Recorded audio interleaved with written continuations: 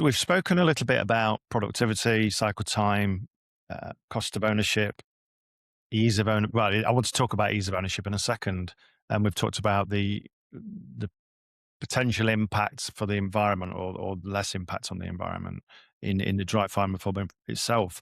But on the DFM 100 itself, if somebody's looking at investing in machinery and they're looking at contrasting it against wet fiber machine, what's the footprint like compared Mhm. to the DFM 100 from a wet fiber to dry fiber?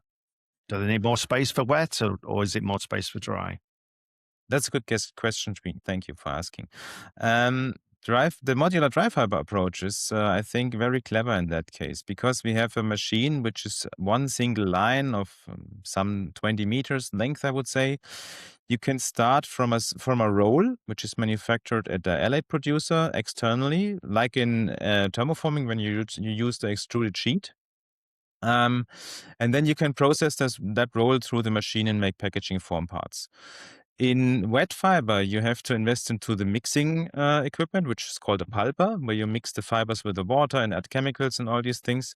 And these pulpers normally are very largely designed. So one pulper needs, I would say, 4 to 6 machines for forming to be economically in its process.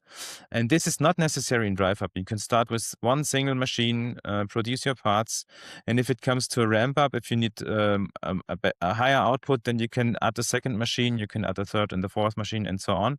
So the modular approach gives you the possibility to enter at a very kind of or comparatively low cost point and investment, and scale this up by the numbers of products needed.